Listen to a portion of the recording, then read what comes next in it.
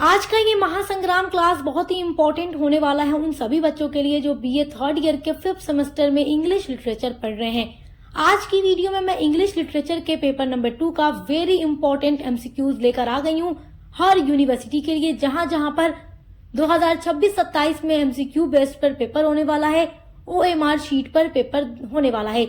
तो अगर आप लोग भी ओएमआर शीट पर इस बार परीक्षा देने वाले हैं तो ये वीडियो आपके लिए बहुत ही इम्पोर्टेंट है। देखिए, आपके सिलेबस में टोटल 8 यूनिट्स दी गई हैं और आपके पेपर 2 में आपको फिक्शन पढ़ना है, British, American and Indian popular fiction. तो आज की वीडियो में आपके सिलेबस में जितने भी नॉवेल दिए गए हैं उनसे बनने वाले इंपॉर्टेंट एमसीक्यूज हम देखने वाले हैं, जैसे a tale of two cities, pride and prejudice, to kill a mockingbird, the old man and the sea, the white tiger and dollar Bahu. इन सारे का एमसीक्यूज हम देखेंगे और आपकी जो स्टार्ट की 3 यूनिट्स हैं, यूनिट 1, 2 एंड 3, इसके लिए मैं अलग से वीडियो आपको प्रोवाइड कराऊंगी एमसीक्यूज की। तो 2 वीडियोस से आपका एमसीक्यू पूरा तैयार हो जाएगा। चलिए आज की ये वीडियो स्टार्ट करते हैं। तो देखिए, आपका पहला इंपॉर्टेंट क्वेश्चन है, who is the writer of a tale of two cities. A tale of two cities novel का राइटर कौन है? तो चार्ल्स डिकेंस हैं, आप बहुत अच्छे से जानते हैं। देखिए, आपके सिलेबस में जितना भी नॉवेल दिया गया है ये आप जानते ही हैं कि आपकी जो टोटल 8 यूनिट्स हैं हम उसको कंप्लीट करवा चुके हैं। आपके इंग्लिश पेपर 1 एंड पेपर 2 दोनों की अलग अलग प्लेलिस्ट बनी हुई है। तो आज की वीडियो में जैसा कि मैंने आप लोगों को बताया है कि आपके सिलेबस से बनने वाले जितने भी नॉवेल हैं उनका इंपॉर्टेंट एमसीक्यूज आज हम देखेंगे।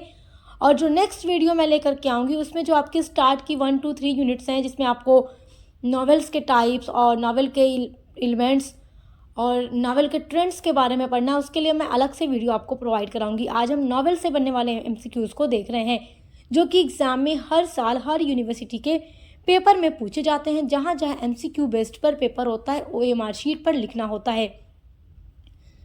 तो a tale of two cities के राइटर चार्ल्स डिकेंस हैं, ऑप्शन नंबर बी राइट है। अगला है, the story is set in which two cities. तो ये जो स्टोरी है a tale of two cities जो नॉवेल है, इसकी स्टोरी कहाँ किन 2 सिटीज़ में सेट की गई है। ए टेल मतलब कहानी ऑफ 2 सिटीज़, 2 शहरों की। तो इसमें 2 शहरों की कहानी है और वो 2 शहर हैं पेरिस एंड लंदन। तो ऑप्शन नंबर आपका ए राइट है, Paris and London, option number A. ये फ्रेंच रिवॉल्यूशन की स्टोरी है। तो मैंने आपका next very most important question है, what is the famous first line of the novel a tale of two cities. A tale of two cities novel की famous first line क्या है? तो वो फर्स्ट लाइन है, it was the best of times, it was the worst of times, कि ये समय अच्छा था और ये समय बुरा था। यही इसकी फर्स्ट बहुत ही फेमस लाइन है और ये क्वेश्चन आपके लिए बहुत ही ज़्यादा इम्पॉर्टेंट है। अगला इंपॉर्टेंट क्वेश्चन है, who is the heroine of the novel. तो a tale of two cities novel की हीरोइन कौन है? लूसी मैनेट है, आप जानते हैं, ऑप्शन नंबर ए राइट है। देखिए, अगर आपने सारे नॉवेल की समरी पढ़ी है तो आपके लिए सारे एमसीक्यूज क्वेश्चन को अटेम्प्ट करना बहुत आसान होगा, क्योंकि जो समरी की वीडियोज़ हम अपलोड करते हैं उसमें बहुत अच्छे से आपको सब कुछ समझा देते हैं। केवल आप वो वीडियो सुन लेंगे तो आपको एमसीक्यूज को रटने की ज़रूरत नहीं पड़ेगी। तो आप उन वीडियोस को ज़रूर देखिएगा। यहाँ पर लूसी मैनेट जो है नॉवेल की हीरोइन है, ऑप्शन नंबर ए आपका राइट आंसर है। चलिए नेक्स्ट वेरी इंपॉर्टेंट क्वेश्चन देखते हैं, what is doctor Manette's profession. Doctor Manette का प्रोफेशन क्या है? तो आप जानते ही हैं, आपका क्वेश्चन ही आपका आंसर दे रहा है, डॉक्टर मैनेट। तो इनका प्रोफेशन क्या है कि ये डॉक्टर हैं और ये लूसी मैनेट के फादर हैं, ऑप्शन नंबर सी राइट है। अगला है, who was kept in prison for 18 years. Who was kept, कौन रखा गया इन प्रिजन, जेल में, फॉर 18 ईयर्स। तो 18 सालों तक जेल में बंद करके किसको रखा गया था? तो लूसी मैनेट के फादर डॉक्टर अलेक्जेंडर मैनेट को रखा गया था। आप बहुत अच्छे से जानते हैं, उनको बैस्टील के किले में कैद किया गया था, ऑप्शन नंबर सी राइट है। क्यों किया गया था? क्योंकि इन्होंने एक राज जान लिया था। वो राज क्या था आपको अच्छे से पता है।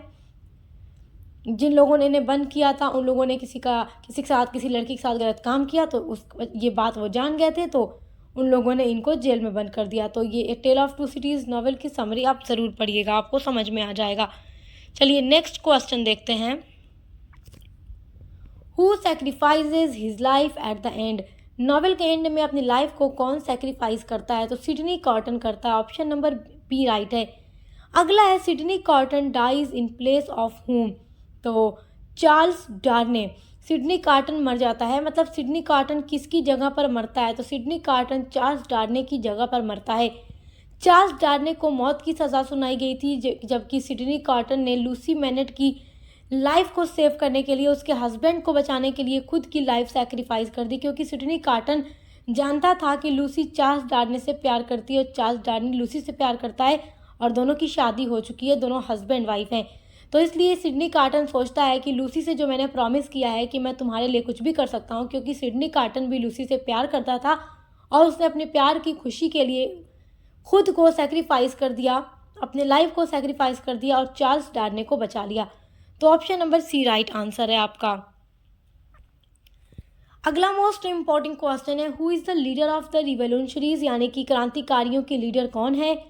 तो मैडम डिफार्ज है। ऑप्शन नंबर बी राइट है। ये a tale of two cities के कैरेक्टर्स हैं, आप पढ़े होंगे तो आपको याद होगा। अगला इंपॉर्टेंट क्वेश्चन है, what is the main theme of the novel. देखिए आपके एमसीक्यूज में यही क्वेश्चंस हर बार पूछे जाते हैं, तो आप इन एमसीक्यूज को बहुत अच्छे से तैयार कीजिएगा। Main theme of the novel यानी कि a tale of two cities novel का थीम क्या है? तो love and sacrifice. Option number B आपका राइट आंसर है। क्वेश्चन बहुत इंपॉर्टेंट है ये आपका। अगला वेरी इंपॉर्टेंट क्वेश्चन है, what event forms the background of the story. ये जो इवेंट है किस बैकग्राउंड पर सेट की गई है? तो देखो ए टेल ऑफ टू सिटीज़ का जो पूरा का पूरा बैकग्राउंड है वो हिस्टोरिकल बैकग्राउंड है। चार्ल्स डिकेंस ने हिस्टोरिकल नॉवेल ये है लिखा, ये फ्रेंच रिवॉल्यूशन पर बेस्ड है। फ्रांस की जो क्रांति हो रही थी उस पर पूरा ये नॉवेल बेस्ड है। चार्ल्स डिकेंस ने फ्रेंच रिवॉल्यूशन के ऊपर ये नॉवेल लिखा हुआ है। तो ऑप्शन नंबर बी राइट है। इस नॉवेल की पूरी स्टोरी का बैकग्राउंड है फ्रेंच रिवॉल्यूशन यानी फ्रांस की क्रांति। अगला इंपॉर्टेंट क्वेश्चन है, what is Charles Darnay accused of.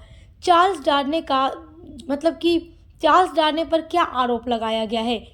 Treason का यानी राजद्रोही का। तो ये फ्रांस का रहने वाला है मगर इंग्लैंड में ये नाम बदल के रह रहा है, क्योंकि इसको अपने घर के लोग पसंद नहीं है। इसके घर के लोग काफ़ी ज़्यादा गरीबों पर शोषण करते हैं, गरीबों पर रहम नहीं करते, गरीबों को मार डालते हैं। तो चार्ल्स डार्ने को वो सब कुछ पसंद नहीं है, क्योंकि ये काफ़ी अच्छे दिल का इंसान है। तो इसलिए अपना नाम बदलकर अपनी कंट्री फ्रांस को छोड़कर इंग्लैंड में रहता है। तो ऑप्शन नंबर डी आपका यहाँ राइट आंसर है। चलिए नेक्स्ट इंपॉर्टेंट क्वेश्चन देखते हैं। अगला इंपॉर्टेंट क्वेश्चन है, Sydney Carton and Charles Darnay look, यानी सिडनी कार्टन और चार्ल्स डार्ने दिखते हैं, कैसे दिखते हैं? तो देखिए ये काफ़ी सेम है, मतलब दोनों एक दूसरे के हम शक्ल हैं। तो एग्जैक्टली अलाइक यानी एक जैसे same. Option number B right है। अगला है, who helps doctor Manette after prison. Doctor Manette की मदद कौन करता है जेल से छूटने के बाद? तो मिस्टर लॉरी मदद करते हैं, जो कि इनके दोस्त हैं। ऑप्शन नंबर बी राइट है। हर एक बात मैं आपको बता चुकी हूँ जब मैंने आप लोगों को समरी पूरी पढ़ाई थी। तो चलिए नेक्स्ट क्वेश्चन देखते हैं। नेक्स्ट इंपॉर्टेंट क्वेश्चन है, the novel ends with which feeling. With which feeling, तो ये नॉवेल किस फीलिंग पर ख़त्म होता है? पीस एंड होप पर। ऑप्शन नंबर सी राइट है। पढ़ लीजिएगा, नॉवेल मैं आपको पढ़ा चुकी हूँ। आपका next very most important question है, who wrote pride and prejudice. हर नॉवेल से जो एमसीक्यू इंपॉर्टेंट है वो इस वीडियो में मैंने कवर किया है पूरा। तो अब हम प्राइड एंड प्रेजुडिस नॉवेल से बनने वाले इंपॉर्टेंट एमसीक्यूज को देखेंगे। तो प्राइड एंड प्रेजुडिस नॉवेल मैं पढ़ा चुकी हूँ, देखो जितना नॉवेल है सब पढ़ा चुकी हूँ। तो इसकी राइटर जेन ऑस्टेन है, ये लेडी हैं, मतलब कि महिला थी। ऑप्शन नंबर बी राइट है। ये जो नॉवेल है ना बहुत अच्छा नॉवेल है और बहुत अच्छी इसकी थीम है। What is the main of the heroine, what is the name of the heroine. इस नॉवेल की हीरोइन का नाम है एलिजाबेथ बेनेट। तो ऑप्शन नंबर बी राइट है। अगला है, who is the male hero of the novel, और इसमें हीरो कौन है नॉवेल प्राइड एंड प्रेजुडिस में? तो मिस्टर डार्सी, और डार्सी की शादी होती है एलिजाबेथ के साथ। दोनों एक दूसरे से प्यार करने लगते हैं, बट पहले तो काफ़ी नफरत करते थे, एक दूसरे के लिए काफ़ी गलत ख्याल रखते थे, लेकिन बाद में एक दूसरे की अच्छाइयों को जानते हैं, पहचानते हैं, प्यार करते हैं, प्रपोज करते हैं और फिर शादी कर लेते हैं। शादी के ही थीम पर पूरा ये नॉवेल घूमता है। जेन ऑस्टेन ने अपना ये जो नॉवेल लिखा है उस टाइम पर जब इन्होंने ये नॉवेल लिखा था तो ये थीम बहुत ज़्यादा फेमस थी, मतलब कि ये सारी चीज़ें बहुत ज़्यादा पॉपुलर थी वहाँ पे इंग्लैंड में, कि लड़कियाँ बड़ी हों तो उनकी अच्छे पैसे वाले घर में शादी हो जाए। और ये लोग मिडिल क्लास फैमिली से बिलोंग करती हैं, इन लोगों का जो स्टेटस है काफ़ी हाई फाई नहीं है, लो है। तो इनकी माँ चाहती है, जो मिसेस बेनेट है, कि मेरी बेटियों की शादी बड़े बड़े घराने में हो जाए, पैसे वाले घर में हो जाए। अब ये डार्सी और बिंगले काफ़ी रिच रहते हैं और सिंगल भी रहते हैं, तो इनकी माँ सोचती है क्यों ना मेरी बेटी की शादी इनसे हो जाए। तो फिर एंड में बेटियों की शादी होती भी है, बिंगले के साथ होती है, डार्सी के साथ एक बेटी की शादी होती है, एक की विक्रम के साथ होती है। तो विक्रम तो धोखेबाज था, मगर एंड में शादी हो जाती है डार्सी की वजह से। तो मैं सब कुछ आपको पढ़ा चुकी हूँ, आप देखकर तैयार कर लीजिएगा। चलिए नेक्स्ट इंपॉर्टेंट क्वेश्चन देखते हैं। How many daughters of Mr Bennet have?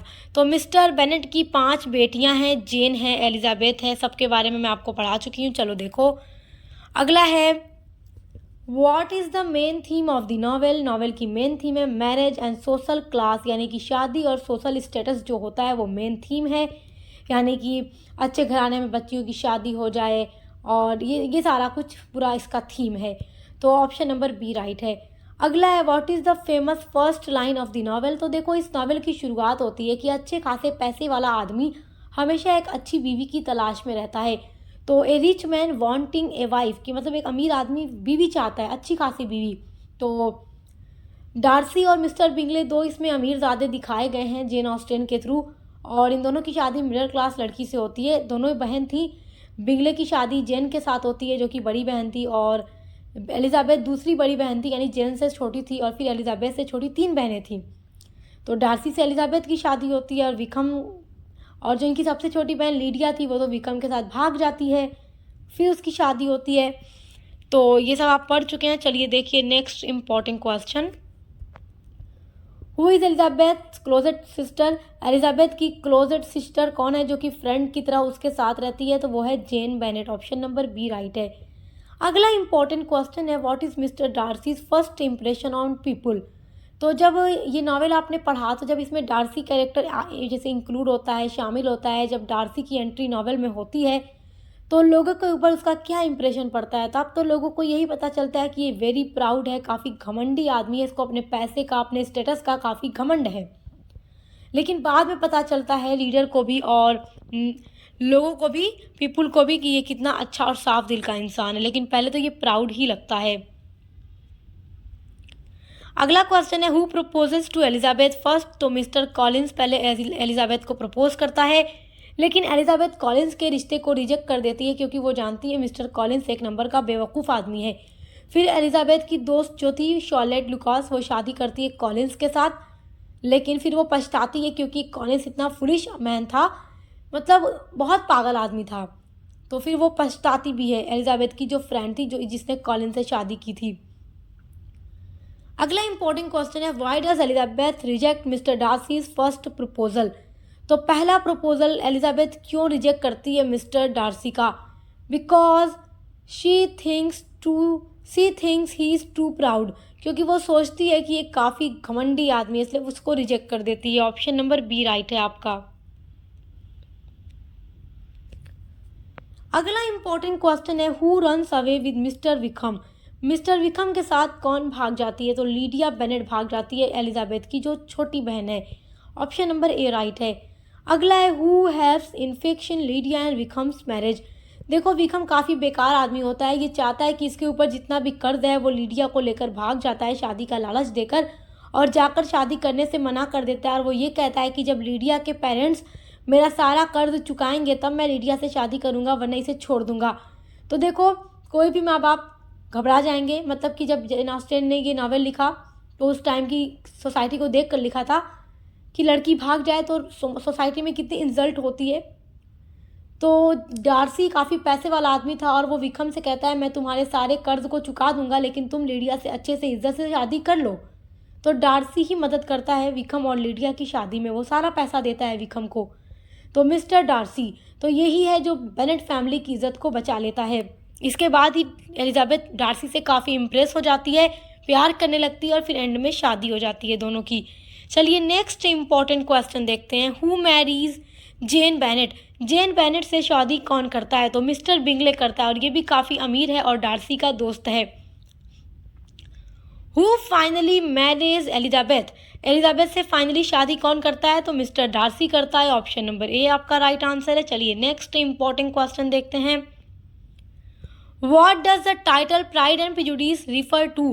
Pride and Prejudice novel, इसमें हीरोइन और हीरो पर शूट करता है। हीरो डार्सी है, हीरोइन एलिजाबेथ है। तो हीरो प्राउड है और एलिजाबेथ प्रेजुडिस है, यानी पूर्वाग्रह है। लोगों के बारे में पहले ही अंदाज़ा लगा लेती है कौन कैसा है, लेकिन इसका ये अंदाज़ा हमेशा डार्सी के लिए गलत साबित होता है।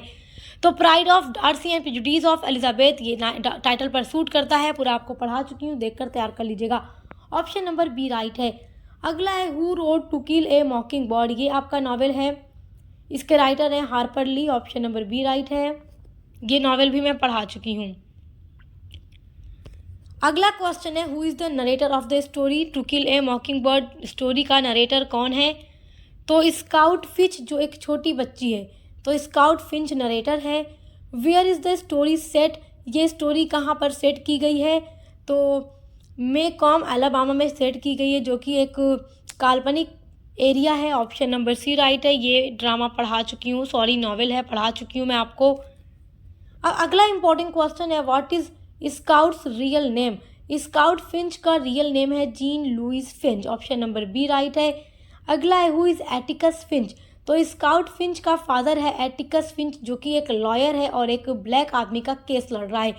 To kill a Mockingbird जो नॉवेल है नस्ल भेद पर लिखा गया है, यानी कि गोरे काले भेद पर, जो रंग भेद था यूरोप में बहुत ज़्यादा था। और ये स्काउट फिंच की फैमिली गोरी फैमिली है और इसके फादर एक ऐसे लॉयर हैं जो कि गोरे काले के बीच मतभेद नहीं करते। और ये काले आदमी हबशी आदमी का केस लड़ रहे हैं, जिसके ऊपर झूठा आरोप लगाया गया है कि इसने एक गोरी लड़की का रेप किया है। तो ये उसको सेफ करने की कोशिश कर रहे हैं, क्योंकि वो काला आदमी ये काम नहीं किया है। उसके ऊपर इल्ज़ाम लगाया गया है क्योंकि वो एक काला है, एक हबशी है। अगला इंपॉर्टेंट क्वेश्चन है what is the name of scouts brother? Scouts के भाई का क्या नाम है? तो स्काउट के भाई का नाम जेम है। ऑप्शन नंबर बी राइट है। Who is accused of rapping माइला एविल? माइला एविल एक गोरी लड़की है, यानी कि मतलब गोरी है, और इसने किस पर आरोप लगाया है, मतलब किस पर आरोप लगा हुआ है माइला के रेप का? तो टॉम रॉबिन्सन पर लगा है, जो कि एक हबशी आदमी है। ऑप्शन नंबर डी राइट है आपका नेक्स्ट इंपॉर्टेंट क्वेश्चन है who defends Tom Robinson in court? Court में टॉम रॉबिन्सन को डिफेंड कौन करता है, बचाता कौन है? तो एटिकस फिंच बचाता है, जबकि ये गोरा है और काले आदमी को बचाने की कोशिश कर रहा है। तो इसके सोसाइटी के लोग, आस पड़ोस के लोग कहते हैं कि तुम ये क्या कर रहे हो, एक गोरे होते हुए भी एक काले आदमी पे बचा रहे हो जिसने एक गोरी लड़की का रेप किया है, जबकि ऐसा कुछ था नहीं। टॉम के ऊपर झूठा आरोप लगाया गया था, लेकिन उसका कसूर ये था कि वो एक काला आदमी था, इस वजह से इसे मौत की सज़ा दी जाती है। टॉम रॉबिन्सन इज इनोसेंट, ये एक इनोसेंट है, मासूम है। ऑप्शन नंबर ए राइट है। Who actually attacks Scout and Jem? Scout and Jem पर अटैक कौन करता है? तो बॉब एविल करता है, बॉब इवेल करता है, जो कि माइला एविल का फादर होता है। तो ऑप्शन नंबर सी आपका राइट है। अच्छा, अगर आप लोगों को यहाँ पर कुछ एमसीक्यूज समझ नहीं आ रहे हैं तो आप समरी की वीडियो ज़रूर देखिएगा, क्योंकि समरी पढ़े रहेंगे तो एमसीक्यूज को इजीली समझ जाएंगे और एग्जाम में अटेम्प्ट कर लेंगे, यानी 4 ऑप्शन में से अपना एक राइट ऑप्शन ज़रूर पकड़ लेंगे। अगला है who saves Scout and Jem from the attack? तो स्काउट एंड जेम को बचाता कौन है अटैक से? तो बू रेडली बचाता है, जो कि इनका पड़ोसी है। ऑप्शन नंबर सी राइट है। अगला है what is the symbolic meaning of the मॉकिंग bird? देखो, मॉकिंग बर्ड एक चिड़िया होती है जो किसी का नुकसान नहीं करती, और ये एक गाने वाली चिड़िया होती है जो गाती है। To kill a Mockingbird novel का टाइटल है, यानी गाने वाली चिड़िया को मारना।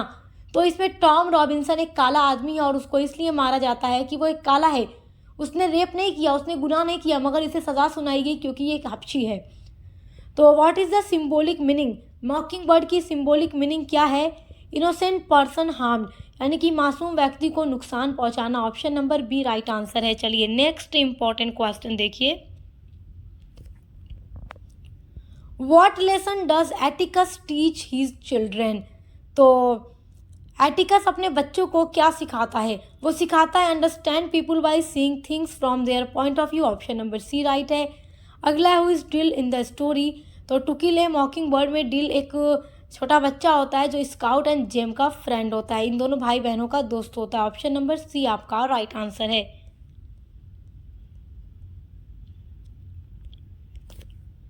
आपका अगला क्वेश्चन है how does Tom Robinson die? Tom Robinson कैसे मरता है? शॉट वाइल स्कैपिंग, भागते हुए इसको गोली चला दी जाती है तो ये मर जाता है। ऑप्शन नंबर सी राइट है। अगला इंपॉर्टेंट क्वेश्चन है, who wrote the old man and the sea. The old man and the sea की राइटर अर्नेस्ट हेमिंग्वे हैं और ये आपके सिलेबस में दिया गया है जो आप पढ़ चुके हैं, तो ऑप्शन नंबर बी राइट है। यहाँ से बनने वाले इंपॉर्टेंट एमसीक्यू अब देखिए। What is the name of the old man. Old man का नाम क्या है? Santiago. Option number B right है। सैंटियागो ही the old man and the sea का मेन कैरेक्टर है। अगला इंपॉर्टेंट क्वेश्चन है, what is Santiago's profession. Santiago का प्रोफेशन यानी व्यवसाय क्या है? तो ये एक फिशरमैन है जो मछलियाँ पकड़ता है। ऑप्शन नंबर बी राइट है। पूरा नावल पढ़े होंगे तो सारा एमसीक्यू आपको ईजिली समझ आ रहा होगा। जिन लोगों ने नहीं पढ़ा है उन्हें थोड़ा नहीं आ रहा होगा तो वो एमसीक्यूज़ की वीडियो देखने के बाद जाकर के समरी की वीडियो देख लेंगे, प्लेलिस्ट को चेक करके। प्लेलिस्ट की लिंक आपको मिल जाएगी इसी वीडियो के डिस्क्रिप्शन बॉक्स में। Where does the story take place. तो the old man and the sea, ये जो नॉवेल है इसको कहाँ सेट किया गया है? तो क्यूबा में। ऑप्शन नंबर सी राइट है आपका। अगला है, how many days had Santiago gone without catching a fish. तो कितने दिन गुजर गए और सैंटियागो को एक भी मछली नहीं मिली? तो 84 days. Option number C right है। इतने दिन गुजर गए मगर सैंटियागो को एक भी मछली नहीं मिली और जो मछली मिली उसको शार्क खा जाती है। अगला क्वेश्चन है, हु इज़ मैनोलिन। ये क्वेश्चन ज़रूर पूछेगा क्योंकि देखो मैनोलिन एक यंग बॉय है जो मदद करता है सैंटियागो की, जबकि सैंटियागो बूढ़ा है। तो बूढ़ा आदमी और ये जवान बच्चा दोस्त हैं और ये जवान बच्चा काफ़ी ज़्यादा मदद करता है इस बूढ़े की, क्योंकि इस बूढ़े का इस दुनिया में कोई नहीं है। अगला है, what large fish does Santiago hook. कितनी बड़ी मछली सैंटियागो पकड़ता है? तो वो मार्लिन को पकड़ता है, मार्लिन मछली को। ऑप्शन नंबर सी राइट है आपका। अगला इंपॉर्टेंट क्वेश्चन है, how long does Santiago struggle with the marlin.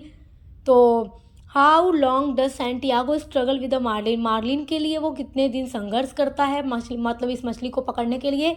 तो 3 दिन। ऑप्शन नंबर डी राइट है। अगला है, what happens to the marlin after Santiago catches it. जब सैंटियागो मार्लिन मछली को पकड़ लेता है तो उसके बाद क्या होता है? तो शार्क इट, शार्क मछली आती है और मार्लिन को खा जाती है और फिर सैंटियागो खाली हाथ लौटता है। तो ऑप्शन नंबर सी आपका राइट आंसर है। अगला इंपॉर्टेंट क्वेश्चन है, what is the main theme of the story the old man and the sea. देखो जो ये novel the old man and the sea है इसकी मेन थीम क्या है? तो कॉरेज एंड स्ट्रगल। देखो सैंटियागो इतने दिन गुजर गए, एक भी मछली नहीं पकड़ पाया, मगर इसका कॉरेज, इसका साहस और इसका स्ट्रगल अभी भी बचा है। ये स्ट्रगल करते जा रहा है कि आज नहीं कल वो मछली ज़रूर पकड़ लेगा। तो ऑप्शन नंबर सी राइट है। अगला इंपॉर्टेंट क्वेश्चन है, what is Santiago's biggest enemy during the journey. तो सैंटियागो का बिगेस्ट इनिमी यानी दुश्मन कौन है ड्यूरिंग द जर्नी, उसकी जर्नी यानी यात्रा के दौरान? तो शार्क मछली है, क्योंकि जब वो मार्लिन मछली पकड़ता है तो यही शार्क आती है और मार्लिन को खा जाती है। ऑप्शन नंबर बी राइट है। अगला इंपॉर्टेंट क्वेश्चन है, what does Manolin promise at the end. तो मैनोलिन एंड में क्या प्रॉमिस करता है सैंटियागो से? तो वो प्रॉमिस करता है he will fish again with Santiago, कि वो ज़रूर मछली पकड़ेगा सैंटियागो के साथ। ऑप्शन नंबर सी राइट है। अगला क्वेश्चन है, what message does the novel give. ये नॉवेल अपने रीडर को क्या मैसेज देती है? तो ये नॉवेल मैसेज देती है, a man can be destroyed but not defend. एक मैन डिस्ट्रॉय हो सकता है लेकिन हार नहीं सकता। तो ऑप्शन नंबर सी राइट है। अगला इंपॉर्टेंट क्वेश्चन है, The White Tiger is written by which author. The White Tiger को किसने लिखा है? तो ये इंडियन नॉवेल है और इसके राइटर हैं Aravind Adiga. Option number D right है। अगला है, the story is written in the form of what. तो ये नॉवेल देखो लेटर की फॉर्म में लिखा गया है। तो ऑप्शन नंबर बी राइट है। और आप पढ़ चुके हैं एपिस्टोलरी नॉवेल जो होता है वो लेटर की फॉर्म में लिखा होता है, तो ये लेटर की फॉर्म में लिखा गया नॉवेल है। अगला है, to whom does Balram write the letter. Balram इस नॉवेल में मेन कैरेक्टर है और ये किसको लेटर राइट करके लिखता है? मतलब ये लेटर जिसको भेजता है तो उसी लेटर के थ्रू पूरी स्टोरी इसमें सुनाई गई है। तो Chinese prime minister Wen Jiabao को ये भेजता है। तो ऑप्शन नंबर सी राइट है। अगला क्वेश्चन है, बलराम हलवाई बिलोंग्स टू विच कास्ट। तो ये हलवाई था स्वीट मेकर कास्ट, यानी जो मिठाइयाँ बनाने वाले हलवाई होते हैं। तो बलराम हलवाई जाति से बिलोंग करता था। Option number C right answer है आपका। अगला इंपॉर्टेंट क्वेश्चन है, what is the nickname of the Balram. तो बलराम का निक नेम वाइट टाइगर है। ऑप्शन नंबर बी राइट है, और इसलिए इस नॉवेल का टाइटल भी है द वाइट टाइगर। अगला इंपॉर्टेंट क्वेश्चन है, why is Balram called The White Tiger. Balram को वाइट टाइगर क्यों कहा जाता है। Because he is very clever and rare. तो ऑप्शन नंबर बी राइट है, क्योंकि ये बहुत ही क्लेवर था, स्कूल में पढ़ता था, तब से इसको वाइट टाइगर का नाम दिया गया। तो ऑप्शन नंबर बी राइट है। अगला है, what work does Balram do for Ashok. देखो, अशोक एक बहुत पैसे वाला आदमी था और बलराम एक गरीब, तो इसको कुछ बड़ा करने की चाह थी, जिसके लिए वो दिल्ली जाता है और अशोक के यहाँ ड्राइवर का काम करना शुरू करता है। तो ऑप्शन नंबर सी राइट है।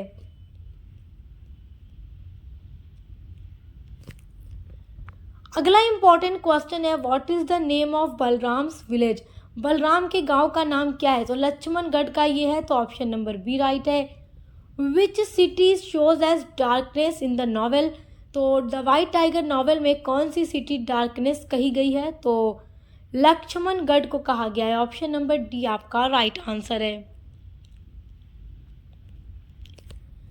आपका अगला वेरी इंपॉर्टेंट क्वेश्चन है, which city does Balram move to for work. तो दिल्ली। काम करने के लिए बलराम कहाँ जाता है। तो दिल्ली जाता है और अशोक के यहाँ ड्राइवर का काम करता है। Who is Ashok's wife. तो अशोक की वाइफ का क्या नाम है। तो पिंकी मैडम नाम है। ऑप्शन नंबर ए राइट है।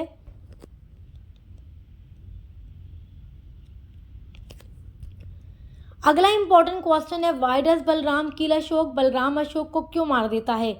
For money and freedom from slavery. तो आज़ादी के लिए और पैसे के लिए वो उसको मार देता है। देखो, जब अशोक एक बार बलराम के साथ गाड़ी में बैठकर कहीं जा रहा था, तो बलराम मौका देकर अशोक को मार देता है जान से और उसके पैसे लेकर भाग जाता है। तो ऑप्शन नंबर बी राइट है। उसके बाद वो अपना खुद का बिजनेस स्टार्ट करता है और एक बिजनेसमैन बन जाता है। Balram becomes a businessman in which city. तो ये बेंगलोर चला जाता है और वहाँ पर जाकर अपना बिजनेस स्टार्ट करता है। तो ऑप्शन नंबर सी राइट है, बेंगलोर।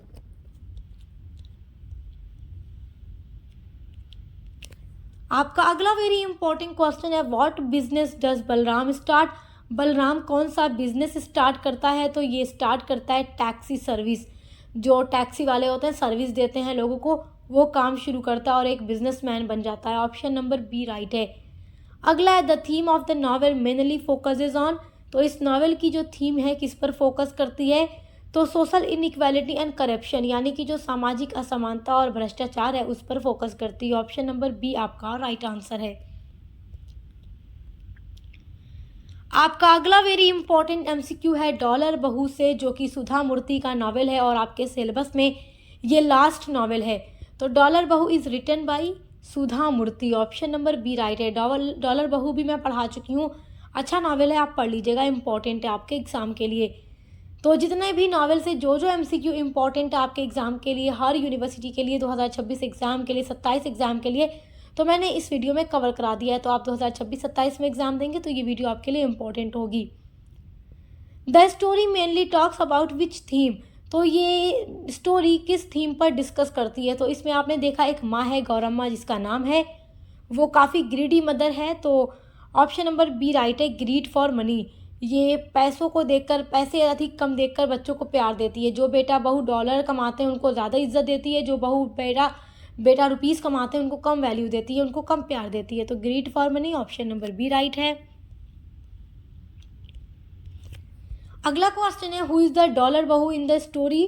तो डॉलर बहू नॉवेल में डॉलर बहू किसको कहा गया है। तो जमुना को कहा गया है। तो जमुना को क्यों कहा गया है, क्योंकि जमुना का हस्बैंड जमुना को लेकर रहता है अमेरिका में और वो डॉलर कमाता है। Who goes to America in the story. Story में अमेरिका कौन जाता है। तो चंद्रू जाता है, जो कि गौरम्मा का बड़ा बेटा है, और चंद्रू की शादी होती है जमुना के साथ। तो चंद्रू एक सिविल इंजीनियर है जो अमेरिका जाता है और जाकर वहाँ डॉलर कमाता है।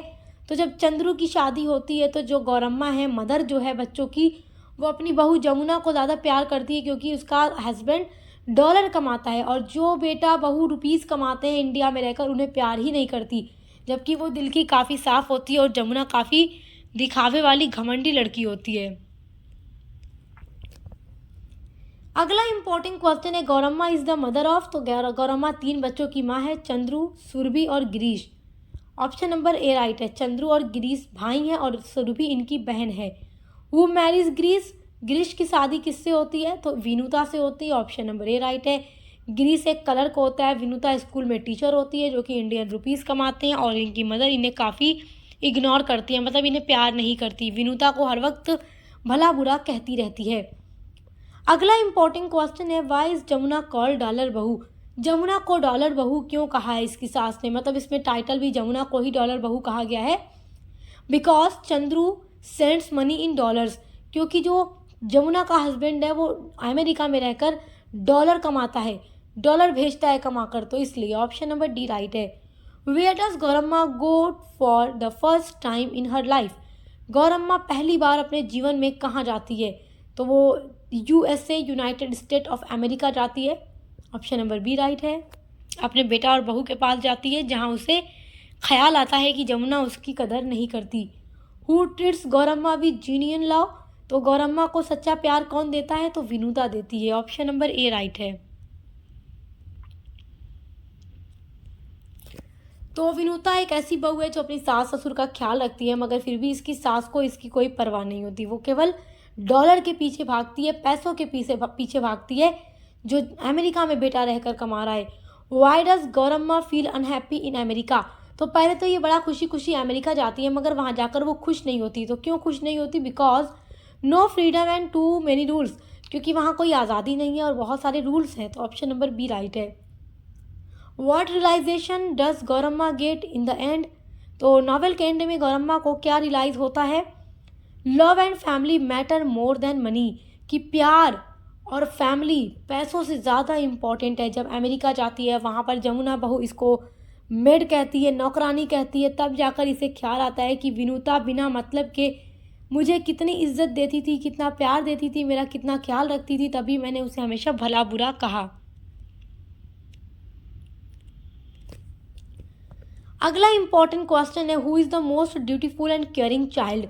कौन बहुत ही ज़्यादा ड्यूटीफुल और केयरिंग चाइल्ड है? तो गिरीश, जो कि अपने माता पिता का काफ़ी ख्याल रखता है, और ये विनुता का हस्बैंड है। Sudha Murthy's writing style in this book is. Sudha Murthy की राइटिंग स्टाइल कैसी है? तो सिंपल एंड रियलिस्टिक है, यानी बहुत ही सरल और यथार्थवाद। ऑप्शन नंबर सी राइट है।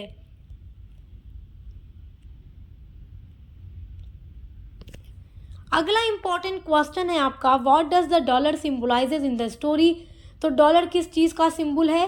तो social respect and attraction for foreign money. तो सोशल रेस्पेक्ट और फॉरेन मनी का सिंबल है। ऑप्शन नंबर सी राइट है। अगला है, at the end whom does Gauramma value more. तो एंड में गौरम्मा को किसकी वैल्यू होती है? तो नॉवेल के एंड में विनुता और गिरीश की वैल्यू होती है। ऑप्शन नंबर सी आपका राइट आंसर है। सो स्टूडेंट्स, आज की वीडियो में मैंने आपके सिलेबस का जितना भी नॉवेल दिया गया है उससे बनने वाले सारे इंपॉर्टेंट एमसीक्यूज आप लोगों को बता दिए, तो आप इनको तैयार कर लीजिएगा, क्योंकि ये 100% आपके एग्ज़ाम में आने वाले हैं हर यूनिवर्सिटी में। और ऐसे ही पेपर 1 के लिए भी हमने वीडियो अपलोड की और आपकी टोटल 8 यूनिट्स को पूरा कंप्लीट करा दिया है, तो आप देखकर अच्छे से तैयारी करते रहिए। बेस्ट ऑफ लक, हम मिलते हैं अगली वीडियो के साथ।